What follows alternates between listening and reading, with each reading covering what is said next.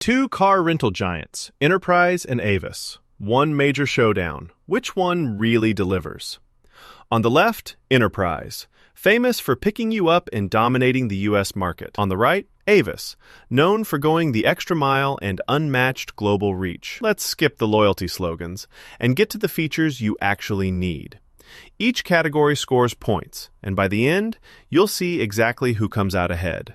The result may surprise even the most frequent travelers. So here's the plan.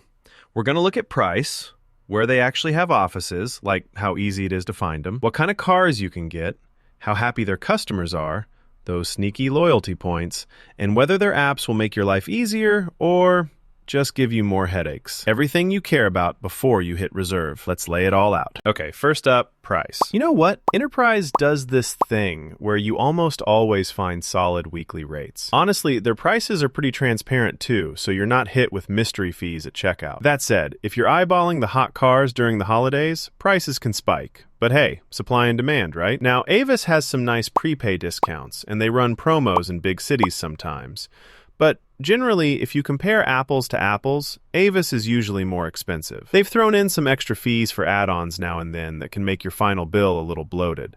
So in terms of consistent value, Enterprise just comes out ahead here. All right, next, location coverage. Enterprise has, get this, more than 9,500 locations.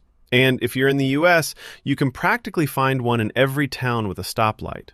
Amazing small-town reach. Internationally, yes, fewer nations than Avis, but honestly, unless you're a super jet-setter bouncing between 150 countries, you're basically covered. Now, Avis, they are the king of the global game.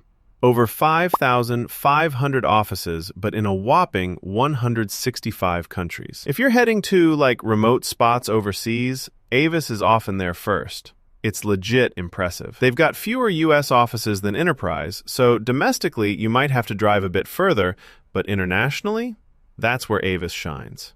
Winner here? Avis, hands down for Globetrotters. Let's talk fleet size and choice, because, come on, everyone wants a good ride, right? Enterprise owns it in this category. Over 2.1 million vehicles to pick from. That is wild. So, you're way more likely to score the model you want. And they tend to keep their cars pretty new, too. The only drawback?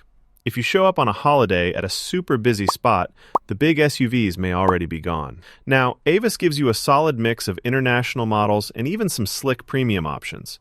But to be honest, their fleet size is actually less than a quarter of what Enterprise offers. So yeah, you've got choices, but probably not the same buffet. Winner? Enterprise. Easy. Okay, quick pause. Did you know this? Enterprise actually owns National and Alamo, too. Wild, right? That makes it the literal heavyweight champion of the car rental world. Customer satisfaction. This one's always a wild card, right?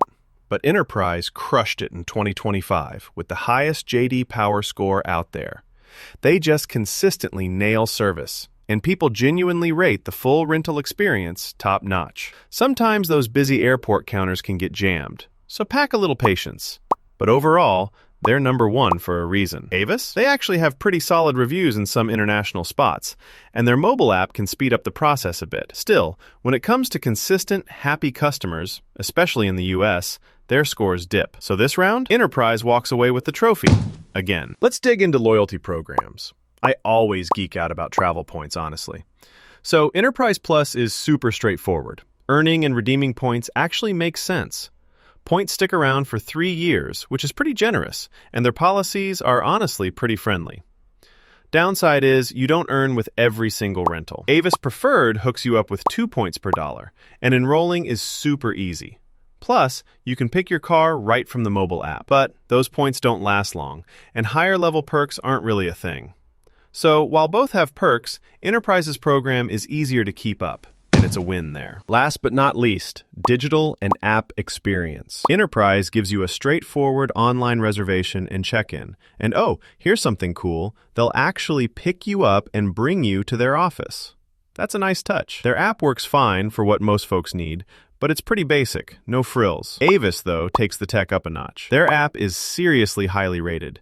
You can pick, upgrade, or even switch out your car right from your phone, which, yeah, is awesome. There are a few glitches here or there, but, you know, what app doesn't have those? So, for digital convenience, Avis takes it. So, putting it all together on our comparison radar, Enterprise leads in price, fleet, customer satisfaction, and loyalty program.